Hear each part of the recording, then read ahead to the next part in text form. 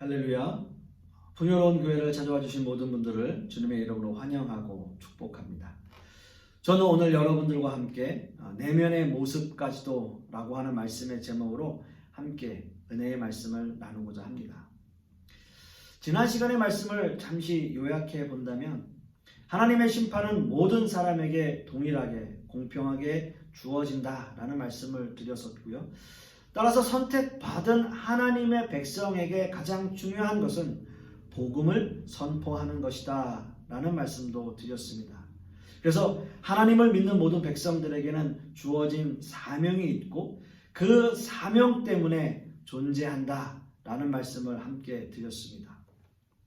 자, 그런데 말입니다.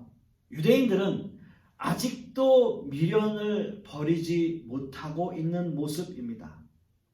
자신들은 하나님 앞에 선택받은 백성이고 또 우리는 율법을 가지고 있다라는 이야기를 계속 주장하고 있는 것이죠.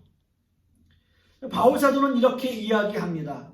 그렇다면 너희는 왜 율법을 지키지 못하고 너희는 왜 선민의식인 하나님의 택함을 받은 백성으로서의 삶을 살아가지 못하느냐라고 반문하고 있는 거죠. 그래서 바울 사도는 먼저 타락한 세상을 고발했던 것처럼 이제는 유대인들을 고발하고 있는 거죠. 로마서 2장 17절 말씀은 이렇게 시작을 합니다. 유대인이라 불리는 네가 라는 말씀으로 시작을 해요. 여러분, 이 말 속에 얼마나 많은 의미가 담겨 있는 줄 아시겠습니까? 유대인이라 불리는 네가 어떻게 그렇게 할 수 있어? 네가 어떻게 그럴 수 있어? 라는 거죠. 이제 바울 사도는 하나님이 유대인들에게 주셨던 특권들을 낱낱이 밝히고자 하는데요. 로마서 2장 17절 이하의 말씀에서 율법을 의지하며 하나님을 자랑하며 하나님의 뜻을 알고 지극히 선한 것을 분간하며 라는 말씀들로 이어가고 있는 거죠. 그렇습니다, 여러분. 이스라엘 민족은 하나님 앞에 선택받은 민족입니다. 하나님께 율법을 받은 민족이에요. 하나님 앞에 선택받은 이스라엘 민족은 세상 민족과 달랐어요. 세상 왕이 다스리는 왕정 정치 국가라고 한다면 하나님이 다스리고 통치하는 유일한 신정 정치 국가가 바로 이스라엘 민족이라는 거죠. 무엇을 하든지 하나님의 뜻을 구해야 했고 하나님의 말씀만 순종하며 살았던 나라였습니다. 그러나 이스라엘 민족들은 점차 하나님을 배반하기 시작했습니다. 그들도 세상 나라들과 같이 왕이 있기를 원했고요. 하나님이 주신 온전한 율법도 점차 변질되어 가고 변해가기 시작했던 거예요. 이렇게 심각하게 타락해 가는 이스라엘을 하나님은 주변의 국가들을 통해서 그들을 다스리기 시작합니다. 결국 이스라엘은 아수르에 의해서 또는 바벨론에 의해서 그리고 로마에게서 나라를 빼앗기는 수모를 당하게 됩니다. 이것이 이스라엘의 역사예요. 예, 그렇습니다. 이스라엘 민족에게 특권이 있었어요. 당연히 이 특권으로 인한 자부심도 가지고 있었겠죠. 하나님 앞에 선택받은 민족인 것은 엄청난 특권과 자부심일 수 있습니다. 그러나 그 특권과 자부심에도 불구하고 하나님의 말씀에 순종하지 않는 이스라엘 민족의 역사를 본다면 정말 참담하기 그지없습니다. 이제 바울 사도는 좀 더 구체적인 유대인들의 죄악들을 고발합니다. 로마서 2장 20절 이하의 말씀들을 보시면 유대인들의 구체적인 죄악들을 나열하는데요. 바로 도적질과 우상 숭배예요. 율법의 지식을 가지고 있고 율법을 가르쳐야 할 유대인들이 오히려 율법을 어기고 율법을 지키지 않고 있다라는 거죠. 그것을 고발합니다. 도적질과 우상 숭배는 굉장히 구체적인 죄의 모습들이에요. 로마에 멸망당하고 세계 곳곳으로 흩어진 디아스포라 유대인들은 세계 여러 나라에 정착을 하게 되는데요. 세상 민족으로부터 많은 핍박을 받는 민족이 되었습니다. 그리고 유랑 민족이었기 때문에 그들은 언제 쫓겨날지 모른다는 그런 불안감을 가지고 살아가는 민족이었어요. 그래서 이들이 가장 신뢰할 수 있는 건 바로 돈이었습니다. 돈. 이런 유대인들의 모습은 세계 어느 곳을 가서 어떤 모습의 삶을 살더라도 그들은 돈을 악착같이 모으는 모습으로 살았던 거죠. 고리대금 같은 업을 하면서요, 수없이 많은 부를 축적하기도 하고 아주 그런 것으로 악명 높은 민족이 바로 유대인들입니다. 유대인들은 상술에 뛰어났고요, 그들은 금전욕이 많았고요, 지독하고 인정사정 없이 악랄한 방법으로 돈을 긁어 모으는 사람들로, 그런 민족으로 정평이 나 있는 모습이었습니다. 어떤 의미에서 본다면 예수님 시대 이전이나 또 예수님 시대 그리고 지금 이 시대에도 그런 모습으로 살아가고 있어요. 제가 미국에 있을 때도 특히 뉴욕에서는 유대인들이 사업을 많이 했고요, 유대인들이 돈을 모으기, 악착같이 돈을 모으는 유대인들의 모습을 많이 봤습니다. 그리고 어떤 의미에서는 그런 금전적인 부분들, 금융적인 부분들을 유대인들의 손에 의해서 움직인다 해도 과언이 아닐 정도로 악착같이 돈을 모으는 사람들이 바로 유대인들입니다. 그렇습니다. 하나님의 법을 따라 살아야 하는 유대인들이에요. 하지만 그들은 하나님의 법을 따르지 않았어요. 오히려 세상 법을 따랐고요. 아니, 세상 사람들보다 더 악랄하게 세상 법을 이용하며 살았던 사람들이 바로 유대인들입니다. 그 시대에도 그랬고 지금 이 시대에도 마찬가지예요.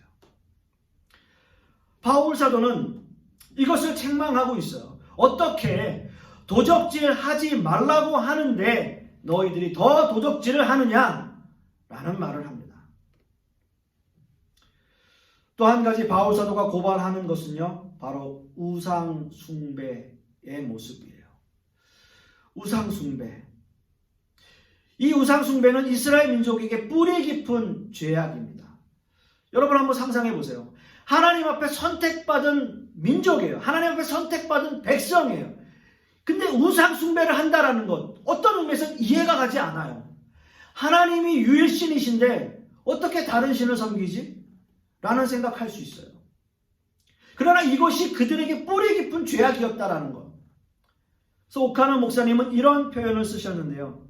인류 역사상 유대인만큼 우상 숭배에 천부적인 소질을 가졌던 사람들도 드물다. 이런 표현을 사용하셨어요.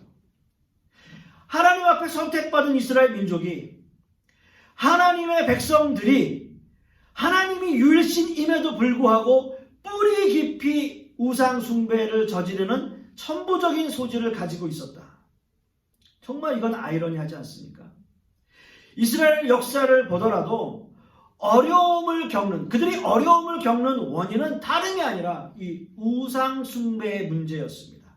이 우상 숭배 때문이었어요. 하나님만을 섬겨야 하는 이스라엘 민족이 오히려 다른 신에게 마음을 빼앗기고 있다. 여러분 한번 생각해 보세요. 하나님께 선택받은 민족으로 율법을 가지고 있다라고 하는 자부심도 가지고 있고, 하나님의 백성에 대한 그 표시로 할례 언약을 맺은 민족들, 또 그것을 자부심으로 여기고 있었던 나라, 이스라엘 민족들. 그런데 우상을 섬기는 것이 뿌리 깊이 천부적인 소질을 가지고 있었다. 이것이 이스라엘 민족의 이중적인 모습이었다라는 거예요.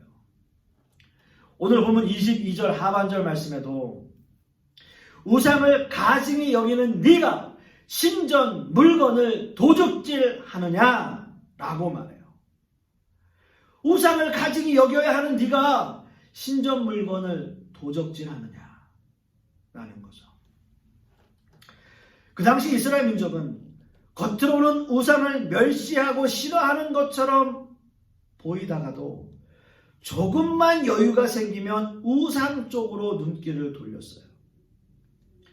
또한 우상을 멸시한다고 하면서도 돈을 벌 수 있다면 신전 우상에 드려진 재물들을 훔쳐서라도 이방인들에게 다시 팔곤 했다라고 하는 거예요.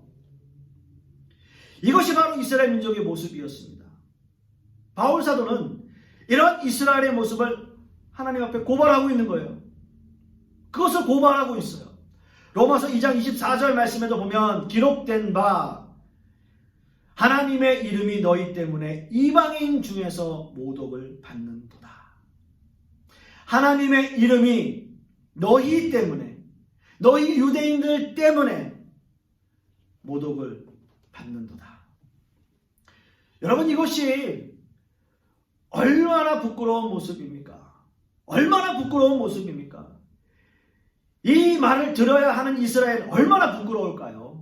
하나님께 선택받은 이스라엘 민족이, 하나님 앞에 율법을 받은 민족이, 그 증표로 할례까지 받는 그 민족들이 너희들 때문에 이방인 중에 모독을 받는다 라고 이야기를 듣는 그 모습, 얼마나 부끄러운 모습이에요.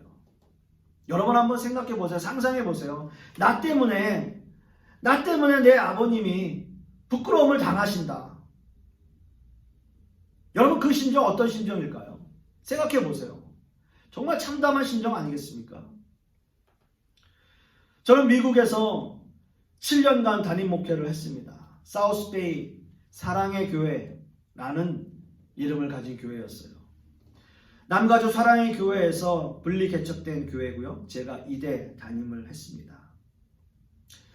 그런데요, 언제부터인가 제가 이 교회 이름과 연관된 사실이 불편하게 느껴질 때가 많았어요.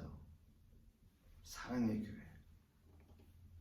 사랑하는 성도 여러분, 참으로 안타까운 것은요, 주변에서 교회에 대하여 좋지 않은 말들을 할 때 내가 그것에 대하여 변명할 거리가 없다라고 하는 것,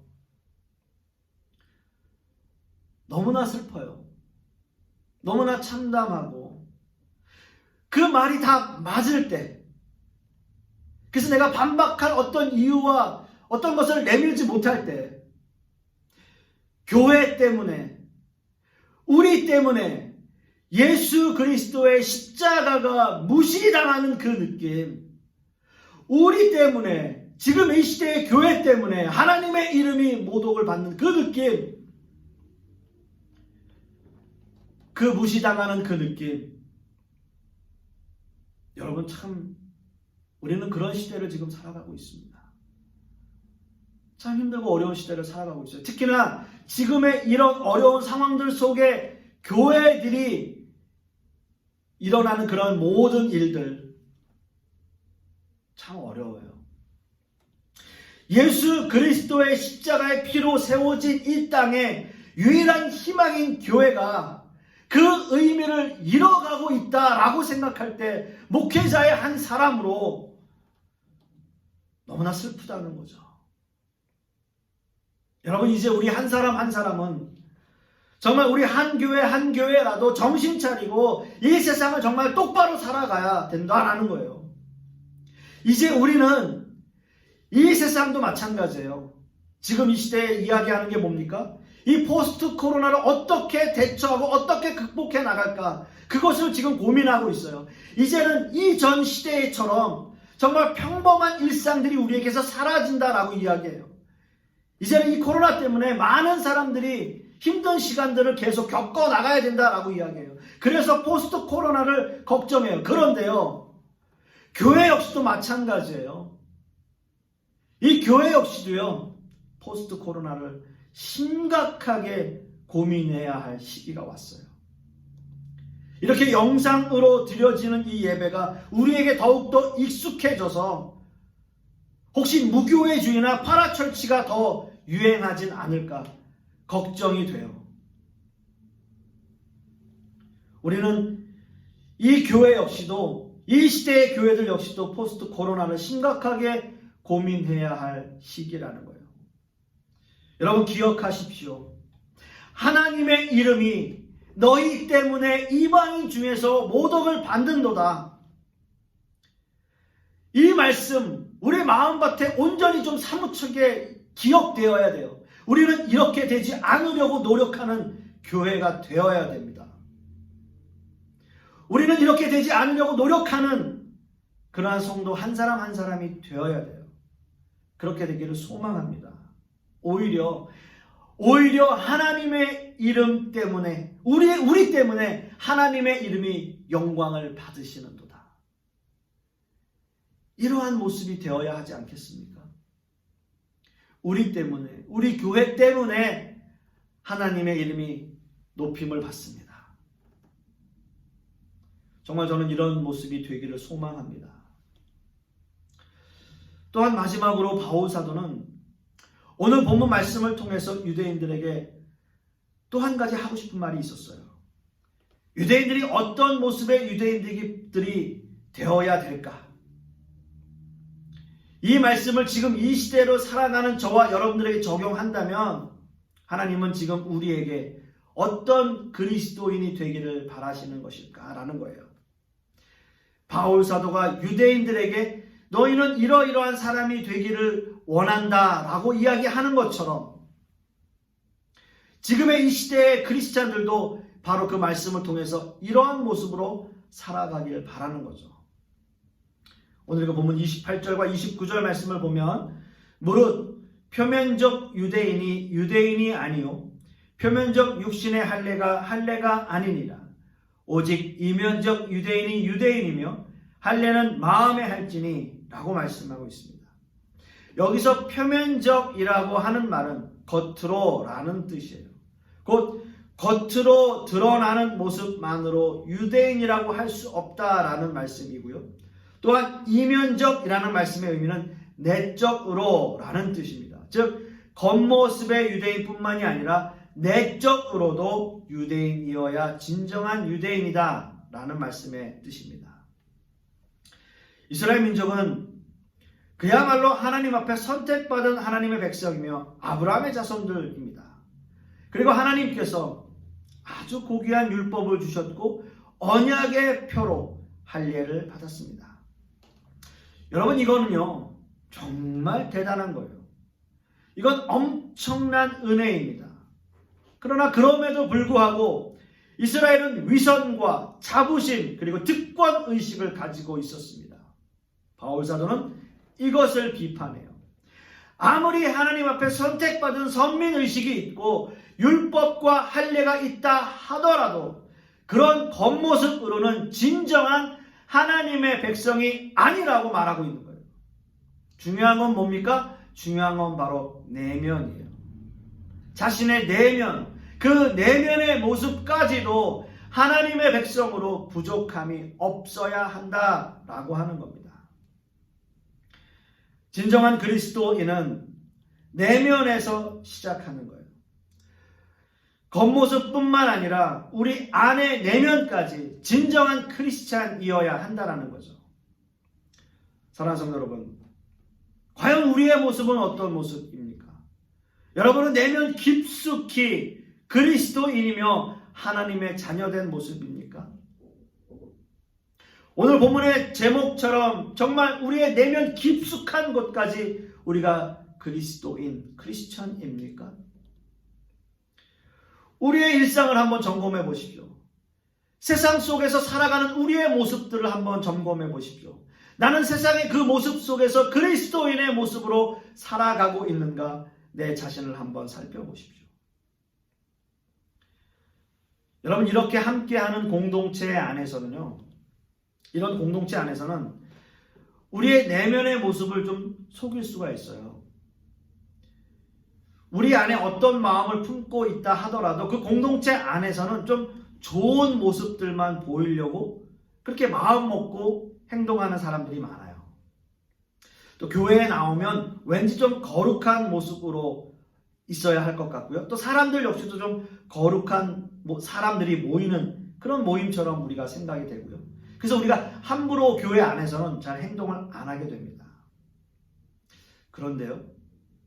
우리가 이 교회 밖으로, 세상 밖으로 나아갔을 때, 그럴 때 세상은 우리를 어떻게 대합니까? 세상은 살벌하죠.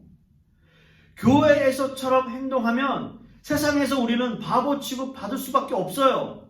우리를 바보 취급해요. 교회에서처럼 행동하면 우리를 무시해요. 그래서 그런 생각이 듭니다.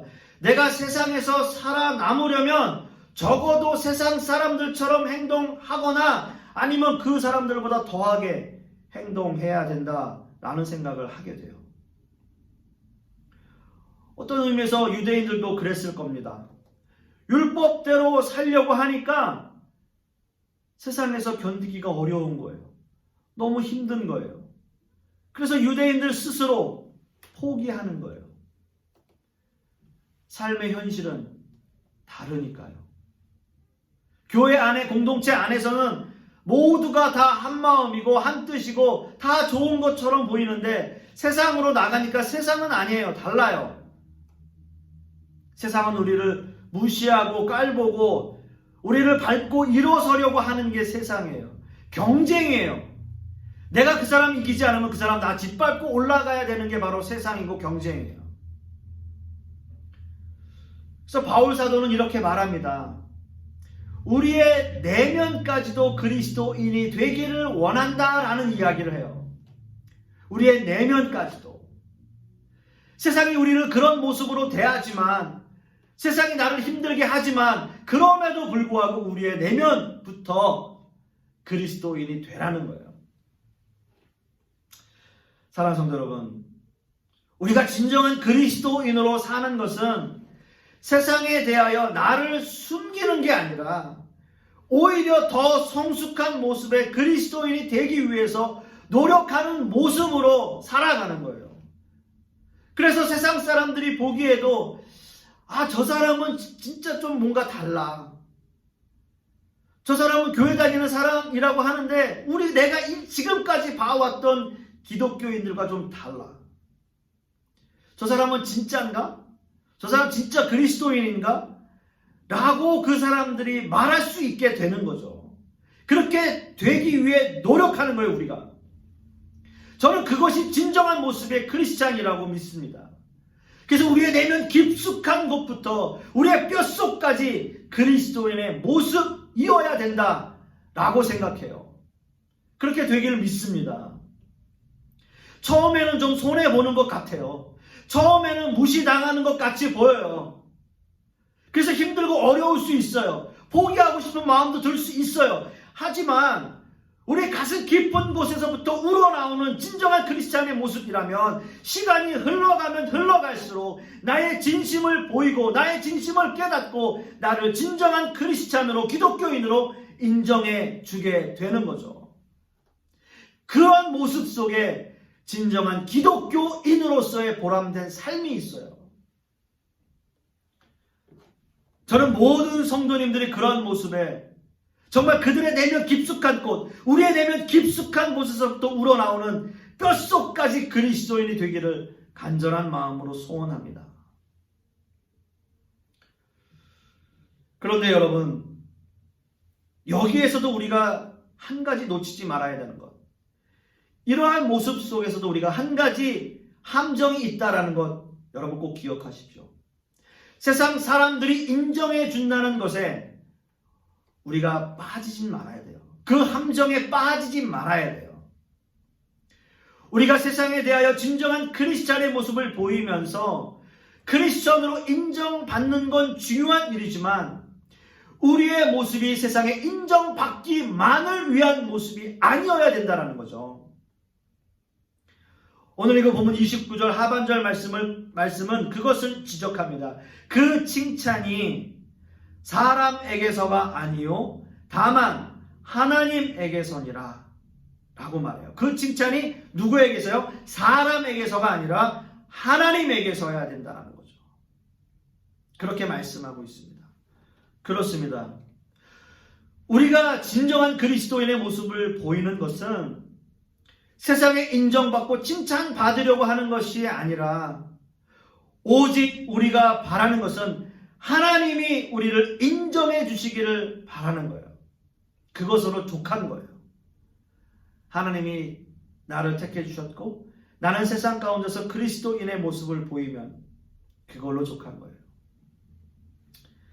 사람들은 누군가에게 칭찬받고 인정받기를 좋아합니다. 그러나 칭찬과 인정받기 위해서만 일을 하다 보면 그 일은 기쁨이 아니라 불평과 불만이 되어질 때가 많습니다. 이것이 사람에게 인정받으려고 할 때 오는 문제점들이에요. 저는 사역을 하면서도 교회 안에서 이런 모습의 성도들을 참 많이 보았습니다. 열심히 일해요. 그러나 그 일이 사람들에게 관심이 없어지면 그 일에 대해서 불평하게 돼요. 그리고 사람들에게 인정을 받지 못하니까 하기 싫어지고 그 일을 금세 포기해 버려요. 그러나 사람들이 인정해 주든지 인정 안 해 주든지 상관없이 이 일이 하나님께 하는 일이고 내 사명이라고 생각하는 분들은 그 사역을, 그 일을 좀 오래 하는 모습을 많이 봤어요. 늘 즐겁고 기쁘게 생각하는 거예요. 왜요? 하나님께 기쁨이 되면 되니까요. 이것이 진정으로 하나님께 자신을 드리고 하나님께 칭찬을 받는 그리스도인의 모습입니다. 어떤 의미에서 이런 분들이 정말 그 내면 깊숙한 곳부터 뼛속까지 그리스도인이며 진정한 크리스찬의 모습일 것입니다. 이제 말씀을 맺습니다. 사랑하는 성도 여러분, 바울 사도의 말씀에서 우리가 깨닫는 것은 외면의 모습뿐만 아니라 내면의 모습까지 우리의 뼛속 깊은 곳에서부터 그리스도인이어야 한다라는 거죠. 정말 간절히 소망하기는 이번 한 주간도 이러한 모습의 신앙인이 되기를 간절히 소망합니다. 기도하겠습니다. 아버지 하나님, 은혜를 참으로 감사드립니다. 오늘 바울 사도의 이 말씀처럼 우리의 겉모습뿐만 아니라 우리의 내면 깊은 곳에서부터 우리의 뼛속까지 크리스천이 되기를 소망하는 우리 모든 성도님들 되게 하여 주시옵소서. 이번 한 주간도 이 말씀 우리의 마음밭에 온전히 새겨서 이 말씀 붙잡고 또 한 주간 살아가려고 합니다.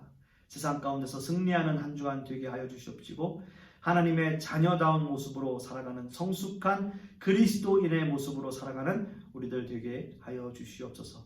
주님 감사드리며 예수 그리스도 이름 받들어 기도드렸사옵나이다.